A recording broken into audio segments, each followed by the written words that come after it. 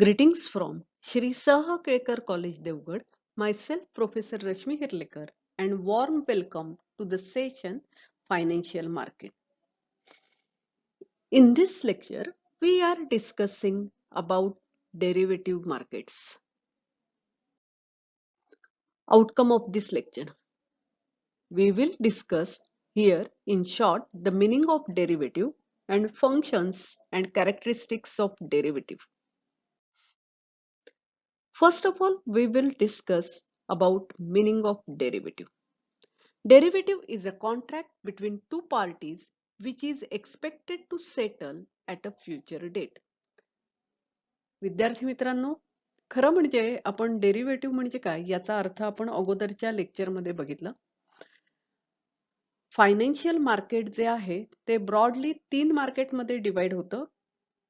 मनी market, capital market आणि forex market. मनी market, capital मार्केटचे primary आणि सेकंडरी मार्केट असे दोन प्रकार आहेत. तर सेकंडरी मार्केटचं पुन्हा डिव्हिजन जे होतं ते स्पॉट मार्केट आणि डेरिव्हेटिव्ह मार्केटमध्ये. अर्थात सेकंडरी मार्केटमध्ये अगोदर ऑलरेडी इश्यू केलेल्या सिक्युरिटीज आहेत त्यांचं ट्रेडिंग होतं आणि त्याचं क्लासिफिकेशन आपण स्पॉट आणि डेरिव्हेटिव्ह मध्ये जे बघितलं तर स्पॉट याचा अर्थ असा की ऑन द स्पॉट आपण पैसे देतो आणि सिक्युरिटी खरेदी करतो किंवा सिक्युरिटी विकतो आणि पैसे घेतो, त्याला स्पॉट मार्केट असं म्हणतात.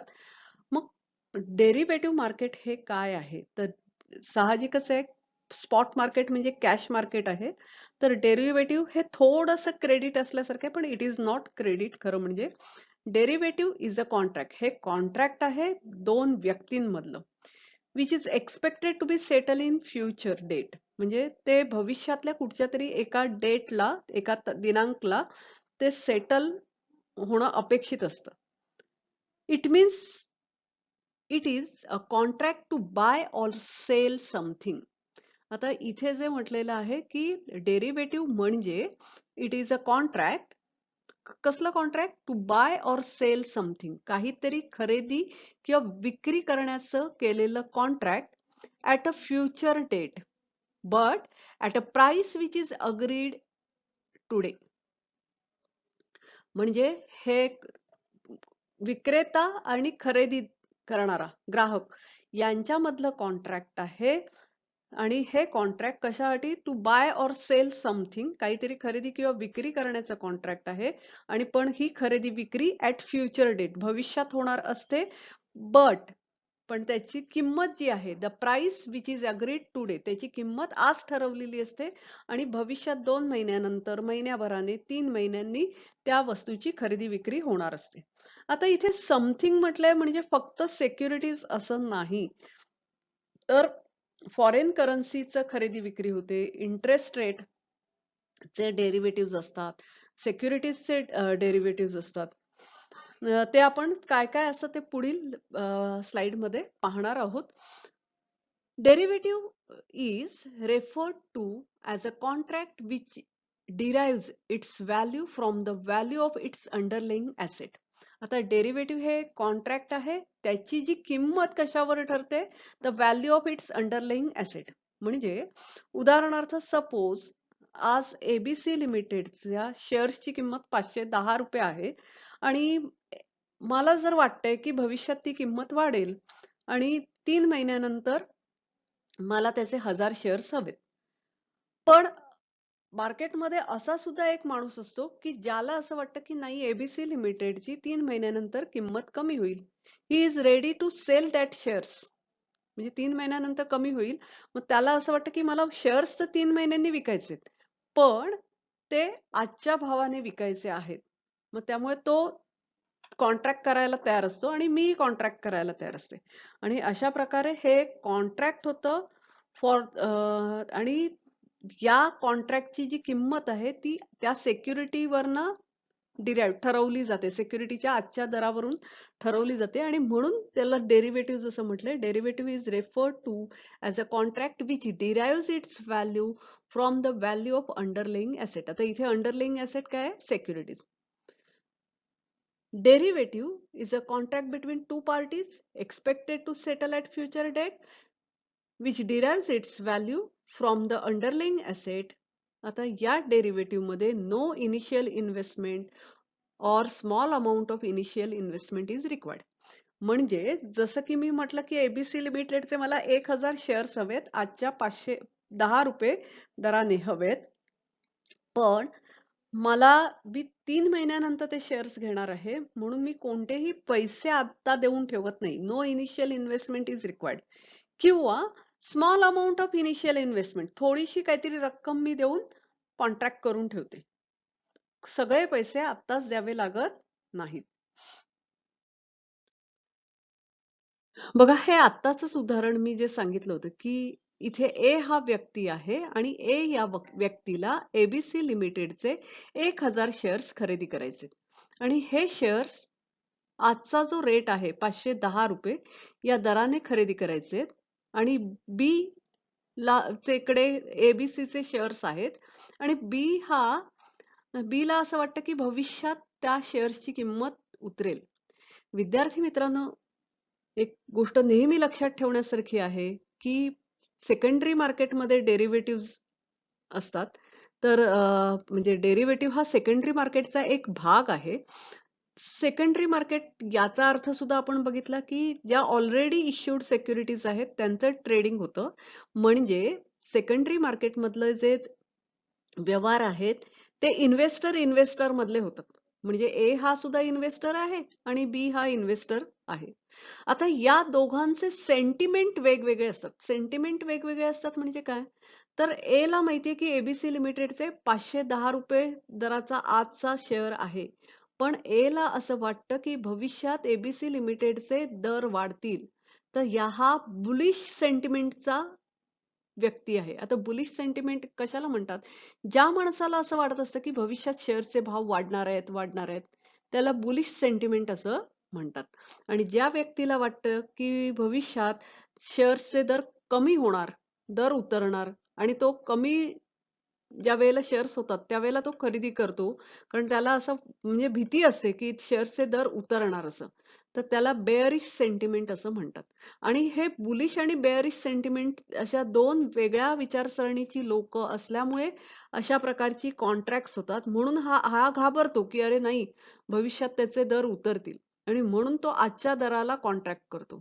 आणि याला वाटतं की नाही, भविष्यात दर वाढतील, मला आजच्या दराने शेअर्स हवेत आणि अशा रीतीने इथे कॉन्ट्रॅक्ट होतो डेरिव्हेटिव्हचा. Now we will discuss about functions of derivative market. आता डेरिव्हेटिव्ह मार्केटचे फंक्शन्स इथे पाहणार आहोत.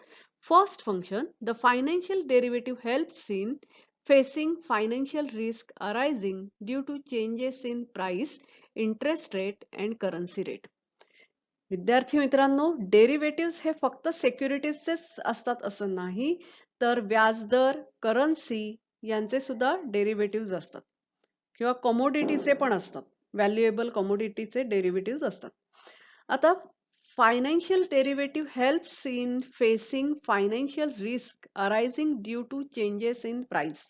याचा अर्थ असा की किमती, ज्या वस्तूच्या किमती आहेत, मग सिक्युरिटीजच्या किमती असतील, व्याजाचे दर असतील किंवा करन्सीचा रेट असेल किंवा व्हॅल्युएबल कमोडिटीचा रेट असेल, तर तो दर वर खाली होत असतो आणि त्याच्यामुळे फायनान्शियल रिस्क निर्माण होते due to changes in price. आणि ही फायनान्शियल रिस्क टाळण्यासाठी म्हणून कॉन्ट्रॅक्ट केलं जातं. Second function, instrument provides commitment to price for future date. डेरिव्हेटिव्हच्या माध्यमातून एक कमिटमेंट मिळते की भविष्यातल्या तारखेला याच किमतीने आम्ही शेअर्स खरेदी करू. Thereby protect a party against future adverse movement. आणि ह्या कॉन्ट्रॅक्टमुळे हा जो मगाशी आपण बघितला होता ए, त्याचं संरक्षण होतं फ्युचर ऍडव्हर्स मुवमेंट. याचा अर्थ असा की 510 रुपयाचा शेअर्स भविष्यात जर 600 रुपयाला झाला तरी सुद्धा ए ला तो 510 रुपयालाच मिळतो. आणि अशा प्रकारे फ्युचर ऍडव्हर्स मुवमेंट ची जी रिस्क, मुवमेंट प्राइस मुवमेंटमुळे जी रिस्क निर्माण होते, त्या रिस्क पासून प्रोटेक्शन या डेरिव्हेटिव्हच्या माध्यमातून मिळतं. Financial derivative also provide opportunity to make profit. आता मगाशी जे मी उदाहरण सांगितलं की 510 रुपयाचा शेअर्स आज आहे आणि भविष्यात 3 महिन्यानंतर 510 रुपयाला घ्यायचं ए ने मान्य केलं आणि बी नेही मान्य केलं की ठीक आहे मी 3 महिन्यानंतर 510 रुपयाला देईन. पण समजा 510 रुपयाचा शेअर 600 रुपयाला मार्केटमध्ये मिळायला लागला, तर साहजिकच आहे की बी ला लॉस होतं आणि ए ला फायदा होतो. तर financial derivative provides opportunity to make profit. Profit मिळवण्याची संधी निर्माण होते. Those who are ready to bear risk. आता इथे काय झालंय की खरं म्हणजे हा रिस्क टाळण्यासाठी याने केलेला कॉन्ट्रॅक्ट आहे ए ने. पण हा 510 रुपयाचा शेअर समजा भविष्यात 480 रुपये झाला, म्हणजे एका शेअर मागे 30 रुपये कमी झाले, तरी सुद्धा ए ला तो 510 रुपयालाच घ्यावा लागतो बी कडून, कारण कॉन्ट्रॅक्ट केलंय. म्हणजे एका शेअर मागे 30 रुपये, याप्रमाणे 1000 शेअर मागे 30,000 रुपयाचं loss a have to bear. आणि या ह्याच्यात बी ला 30,000चा फायदा होतो. का फायदा होतो? तर तो रिस्क बेअर करतो की अरे किमतीत जो काही ऍडव्हर्स मुवमेंट होईल, सपोज वाढलं तर लॉस होईल, तर ती लॉस घेण्याची तयारी दाखवतो आणि त्यामुळे त्याला लॉस घेण्याची जी तयारी दाखवतो त्यासाठी त्याला तो फायदा होतो. Financial derivative also provides opportunity to make profit for those who are ready to bear risk. जे रिस्क घ्यायला तयार आहेत त्यांना प्रॉफिट मिळवण्याची संधी डेरिव्हेटिव्हच्या माध्यमातून मिळते. In the process of derivative, transfer the risk from those who wants to avoid it to those who are ready to take the risk. आता ए जो होता त्याला वाटत होतं की शेअर्सचे दर वाढणार आहेत, तर he wants to avoid the risk, financial risk, म्हणजे किंमत वाढल्यामुळे निर्माण होणारी रिस्क आहे, ती रिस्क त्याला तो टाळण्यासाठी म्हणून हे कॉन्ट्रॅक्ट करतो. आणि बी हा he is ready to take risk, तो तयार आहे रिस्क घेण्यासाठी. आणि म्हणून डेरिव्हेटिव्ह मध्ये रिस्क अवॉइडर कडून the person who is ready to take risk, त्या माणसाकडे रिस्क ट्रान्सफर केली जाते. Now we will discuss about characteristics of derivative. आता डेरिव्हेटिव्हची वैशिष्ट्ये काय आहेत? The transactions in derivative are settled by squaring of such transactions in the same underlying. The difference in value of derivative is settled in cash. Derivative जे आहेत, तर याच्यात काय म्हटलं की transaction in derivative are settle by squaring off such transactions in the same underlying. मगाच्याच उदाहरणात A ला एबीसी लिमिटेडचे शेअर्स घ्यायचे आहेत. 510 प्रमाणे मी शेअर्स घेईन असं ए ने कॉन्ट्रॅक्ट केलं बी बरोबर 3 महिन्यानंतर, आणि त्याच्यानंतर समजा त्या 510 रुपयाचा शेअर्स 520 रुपयाला झाला 3 महिन्यानंतर, तरी सुद्धा बी ला तो 510 लाच विकावा लागतो ए ला. आता एक गोष्ट इथे क्लिअर असली पाहिजे की ए हा काही 510 प्रमाणे म्हणजे 1000 शेअर्सचे 5,10,000 रुपये एवढे काही बी ला देत नाही, आणि बी काही ए कडनं 5,10,000 रुपये घेऊन शेअर्स ऍक्च्युअल ट्रान्सफरही करत नाही. हे डेरिव्हेटिव्ह मार्केट म्हणजे काय? फक्त एक कॉन्ट्रॅक्ट करतात, त्या कॉन्ट्रॅक्ट नुसार ऍक्च्युअल प्रॉफिट ज्याला कोणाला होईल, नेट प्रॉफिट, ते त्याच्या अकाउंटला ट्रान्सफर केलं जातं. जसं की मगाशी मी म्हटलं की 510 रुपयाचा शेअर मार्केटमध्ये 520 रुपयाला झाला, तरी सुद्धा याला 510 लाच विकावा लागतो. म्हणजे प्रत्येक शेअर मागे 10 रुपये, असं 1000 शेअर्सचे 10 गुणिले 1000, 10,000 रुपयाचं प्रॉफिट बी ला ए च्या अकाउंटला ट्रान्सफर करावं लागतं. ऍक्च्युअल शेअर्सचं ट्रान्सफर ए कडून बी कडे किंवा बी कडून ए कडे डेरिव्हेटिव्ह मार्केटमध्ये होत नाही. The differences in value of derivative settle in cash. ही पहिलं वैशिष्ट्य आहे. फिजिकल ट्रान्सफर होत नाही. There is a no limit on number of unit transferred in derivative market. आता डेरिव्हेटिव्ह मार्केटमध्ये किती नंबर ऑफ युनिट ट्रान्सफर याच्यावर कोणतंही लिमिट नाही. तुम्ही कितीही डेरिव्हेटिव्ह कॉन्ट्रॅक्ट करू शकतात, because there is no physical asset to be transfer. हे जे मगाशी मी म्हटलं की 1000 शेअर्स घेणार, विकणार, खरेदी करणार, ऍक्च्युअल काही फिजिकल ट्रान्सफर होत नाही. हे फक्त कॉन्ट्रॅक्ट होतं आणि त्या कॉन्ट्रॅक्टमध्ये भविष्यात ज्याला फायदा होतो त्याला नेट अमाऊंट त्याच्या अकाउंटला ट्रान्सफर केली जाते. Derivatives are only secondary market securities and cannot help in raising fund in the firm. विद्यार्थी मित्रांनो, सुरुवातीलाच मी सांगितलं होतं की फायनान्शियल मार्केट मध्ये कॅपिटल मार्केट आहे, मनी मार्केट आहे. These markets are divided into primary and secondary market, and secondary market is divided into two parts, spot market and derivative market. So derivatives are only secondary market securities. डेरिव्हेटिव्हच्या माध्यमातून कोणतीही company fund raise करू शकत नाही, कारण secondary market security आहेत. म्हणजे ज्या security already issued आहेत त्यांचं ट्रेडिंग सेकंडरी मार्केटमध्ये होतं. तर त्यामुळे it cannot help in raising fund to the firm. In fact, derivative arise only when shares and debentures are already issued by the company. कारण सेकंडरी मार्केट आहे म्हणजे already issued shares debentures असायला हवेत, तरच डेरिव्हेटिव्ह अस्तित्वात येणार. There are 4 types of derivatives: forward, future, option and swap. We will discuss about these types in next lecture. Participant in derivative market. There are 3 participants in derivative market. First one, hedgers.